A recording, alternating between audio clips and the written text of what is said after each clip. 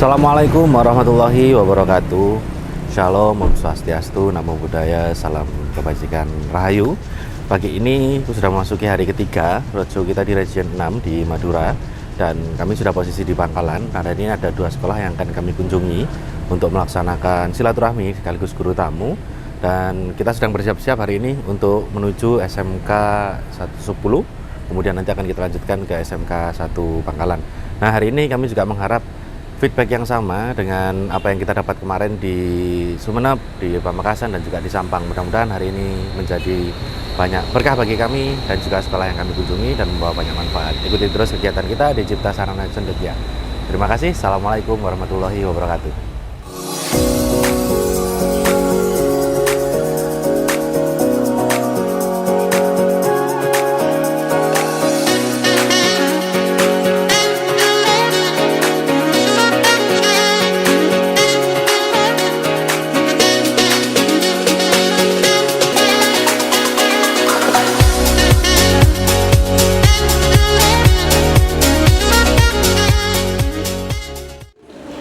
Nah, kita mulai.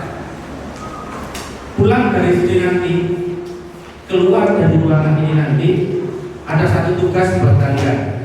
Dan ini akan lebih bagus hasilnya jika dikerjakan namanya kelas 11. Tapi yang kelas 12 karena masa hidupmu di sekolah ini sudah tinggal sedikit. Masa hidupmu di sini itu cuma tinggal 2 bulan. Habis ini sudah expired. Kalau sudah ada luasa, berarti tugas itu sangat penting buat kalian. Apa tugasnya? Satu, keluar dari sini, pulang dari sini, kamu buka Google. Ya, kamu mencari lowongan pekerjaan. Masih panjang ini. Cari lowongan pekerjaan. Tolong belajar cari lowongan pekerjaan yang baik. Maksudnya gimana? Kalau kamu cari lowongan pekerjaan di Google, kamu ngetiknya loker, yang keluar lemari kan?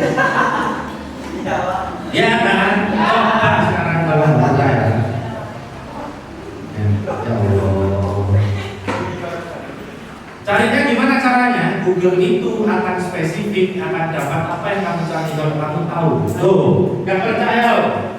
Ngetik loker lu. Lemari yang keluar. Nanti lu. Nah, sekarang gimana caranya? Kamu tulis di situ.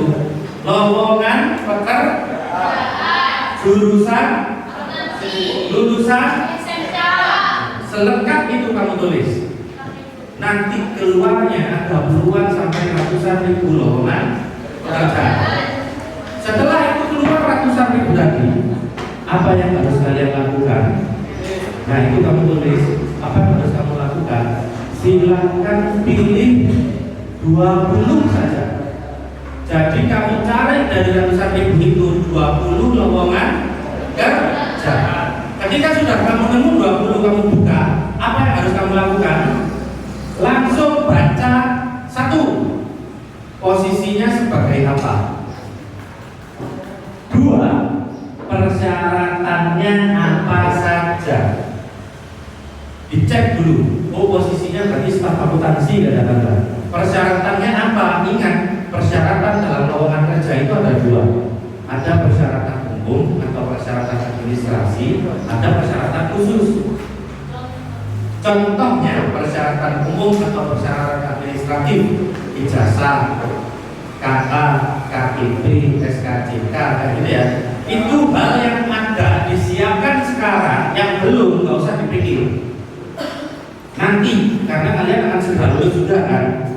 Tapi siapin surat lamaran kerja, Daftar riwayat hidup sudah pernah bikin? Di luar tugas bahasa Indonesia belum kan? Belum, makanya bikin daftar riwayat hidup sama surat lamaran kerja. Kenapa bikinnya sekarang? Kalau kamu nunggu melamar kerjanya nanti, yang kelas 12 ya, kamu nunggu melamar kerjanya nanti 3 bulan lagi setelah kamu selesai sekolah, 4 bulan lagi nunggu jasa keluar, kamu baru melamar kerja. Di posisi itu ada berapa puluh ribu anak SMK di luar sana yang bareng-bareng sama kalian cari kerja. Tapi sekarang yang puluhan ribu tadi di luar sana masih sibuk mau ujian, sama seperti kalian. Kalau kamu sudah siap lamarannya sekarang, besok pas waktu mau melamar kerja, mereka masih bikin kamu sudah punya, tinggal kantor-kantor itu. Apa contohnya persyaratan khusus? Bisa persyaratan tambahannya, bisa mengoperasikan komputer minimal Microsoft Word sama Excel Excel. Nah, kalau misalkan kamu belum bisa Word sama Excel, kelas 11 mulai siapkan latihan, cari rumus-rumusnya Excel, rumus-rumusnya Word, baginya, singkatan-singkatannya, kamu pelajari. Masih punya waktu 2 tahun, ya 1,5 tahun lah minimal. Boleh nggak misalnya saya nyiapkan surat lamaran kerja sekarang, daftar riwayat hidup sekarang? Kalau menurut saya harusnya daftar riwayat hidup sama surat lamaran kerja nyiapkannya itu kelas 11. Kenapa? Waktu kelas 11 kamu nanti akan PKL, akan magang, gitu ya. Bayangkan ketika kamu magang di tempatmu magang, kamu bekerja dengan baik, kamu nggak nolak sejak dikasih pekerjaan. Terus orang-orang di kantor itu senang sama kamu. Terus kamu iseng aja tanya, Pak boleh saya melamar kerja di sini? Boleh, langsung kasih daftar riwayat hidup sama lamaran kerja. Jadi tidak harus nunggu wajah-wajahmu itu penuh tekanan kayak gini untuk bikin lamaran kerja. Nah nanti samu saya apa kamu catat, kamu lakukan biar waktu kelas 12 wajahmu nggak begini. Yang kelas 11 loh, paham ya? Nah, oke, cari 20 persyaratan khusus dipilih. Apa catatan khususnya biasanya tadi? Bisa Microsoft Office, bisa Microsoft Word tadi, Excel. Yang kedua mungkin bisa memiliki kemampuan komunikasi yang baik gitu ya. Dari 20 lamaran kerja tadi, pasti persyaratan khususnya berbeda satu sama lain. Yang kamu lakukan apa? Dari masing-masing lowongan kerja, kamu cetak, kamu pilih persyaratan khusus yang kamu bisa lakukan dan bisa siapkan. Kalau sudah dicetak sama dipilih, diapakan? Dipindah ke daftar riwayat hidup. Jadi daftar riwayat hidupmu itu waktu kamu setorkan ke kantor, setorkan ke toko, setorkan ke perusahaan, isinya apa? Isinya hal-hal yang mereka butuhkan. Jadi kamu langsung membawa kemampuan yang dibutuhkan sama mereka. Satu, yang penting kamu bisa dulu. Gak usah ahli, gak usah mahir. Kenapa? Syaratnya kan bisa, bukan mahir. Yang penting keterima kerja dulu. Kalau pas keterima kamu dikasih tugas itu kamu nggak bisa melakukan atau belum bisa melakukan secara maksimal, terus ditanya kan kamu tinggal jawab. Kan syaratnya bisa. Saya bisa tapi belum mahir. Makanya saya kerja di sini supaya saya bisa berkembang bersama perusahaan, kan gitu. Wes, cepat kamu naik gaji kalau gitu. Kenapa? Karena orientasinya adalah berkembang bersama perusahaan.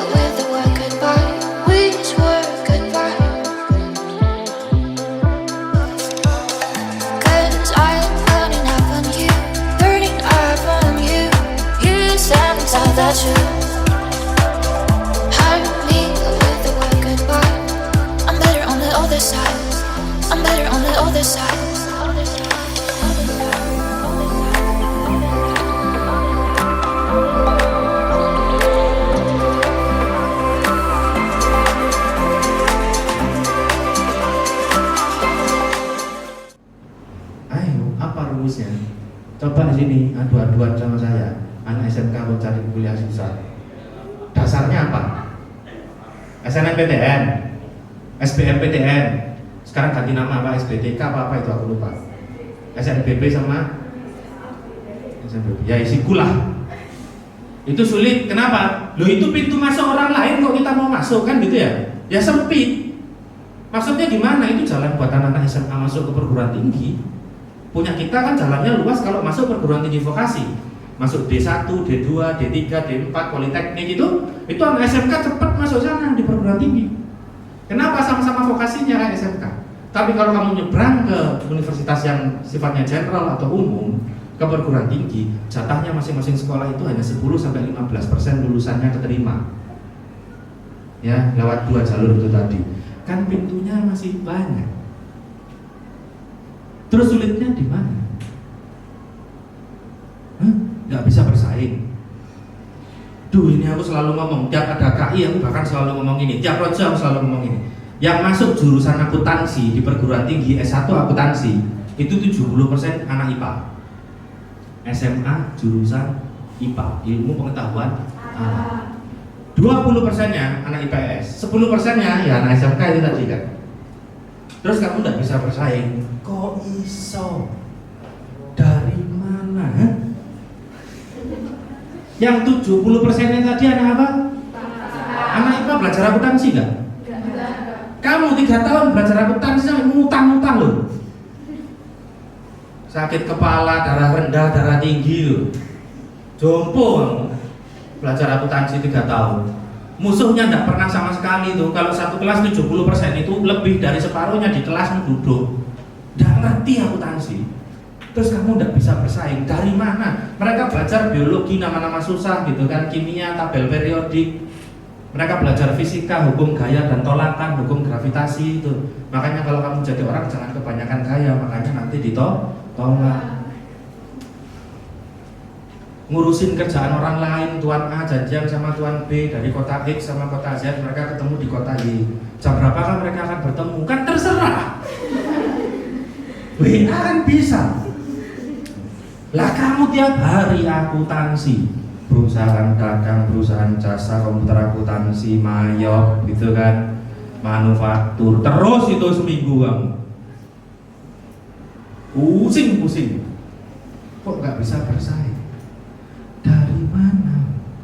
Kamu pegang omongan saya ya. Coba bayangkan, nggak ngertinya kalian akuntansi di sekolah ini selama 3 tahun. Pegang omongan saya. Nanti kalau kamu lulus, kamu kuliah ambil jurusan akuntansi. Walaupun kamu selama sekolah ini nggak paham, kamu kuliah ambil jurusan akuntansi, kamu bakalan termasuk golongan anak-anak yang pintar di kelas. Percaya nggak? 70%-nya mereka nggak paham sama sekali. Bayangkan kamu hari pertama kuliah, mata kuliahnya pengantar akuntansi. Kamu duduk di bangku, break teman-temanmu yang 70% tadi anak IPA nggak ngerti, anak IPS ketemu akuntansi seminggu cuma 4 jam. Dah. Terus gurunya bahas masalah akuntansi, apa sih yang dimaksud akuntansi gitu. Mereka mengeluarkan buku, mengeluarkan kertas, siap-siap nyatet. Kalian keluar suara sedikit. Akuntansi itu proses pencatatan, Bu. Yang 70% kan langsung melihat ke kamu. Kok tahu? Kan gitu.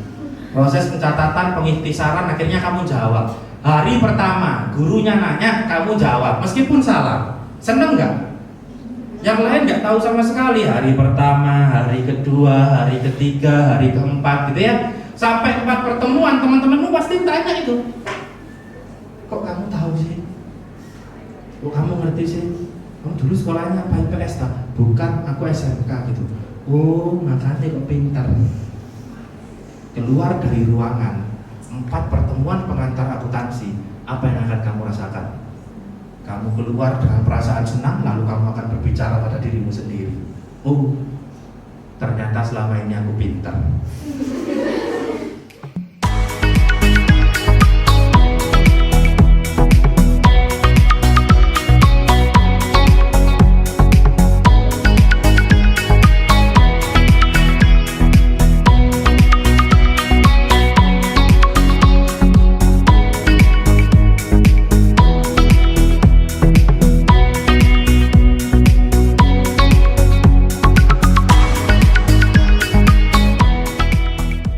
Assalamualaikum warahmatullahi wabarakatuh. Shalom, Om Swastiastu, Namo Buddhaya, salam kebajikan, Rahayu. Akhirnya selesai sudah nih kegiatan roadshow di hari ketiga di region ke-6 Madura. Nah, seperti yang saya sampaikan kemarin, hari ini kita akan berkunjung ke SMK 1 10 dan SMK 1 Bangkalan. Jadi tadi kami sudah ke sana dan sudah bertemu dengan adik-adik yang ada di 10 dan di SMK Negeri 1 Bangkalan nih. Untuk hari ini, apa yang kita dapatkan? Tentu saja ternyata masih energinya bersambung ya, mulai dari Sumeneb, kemudian Pamekasan, Sampang, dan ini di Bangkalan hari pertama kita memulai dengan sangat positif sekali. Jadi baik ketika di 10 maupun di SMKN 1 Bangkalan tadi kita mendapatkan beberapa respon-respon yang lucu, respon-respon yang menyenangkan dari adik-adik yang ada di Bangkalan sini. Untuk hari ini secara keseluruhan sambutannya luar biasa, kami senang sekali karena diberikan kesempatan dan momentum untuk ketemu sama anak-anak. Dan yang menjadi catatan buat kita adalah pertanyaan-pertanyaan yang sama kemudian muncul gitu di hari ini, hampir sama dengan pertanyaan-pertanyaan sebelumnya.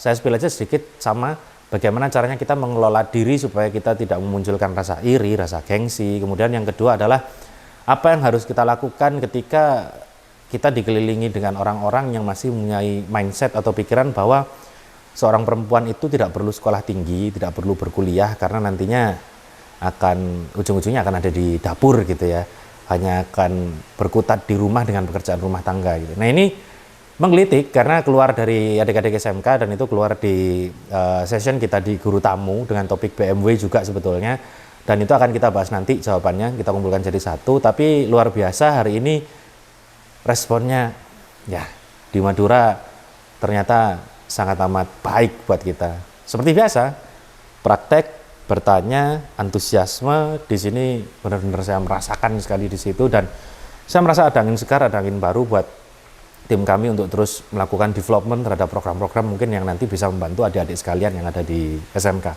Kita akan lanjut besok di SMK Negeri 3 Bangkalan dan di SMK Kamal. Jadi ikuti terus progres kita selama di Madura, di region ke-6 roadshow dari Cipta Sarana Cendekia. Mudah-mudahan besok saya tetap mendapatkan feedback yang positif. Terima kasih. Assalamualaikum warahmatullahi wabarakatuh.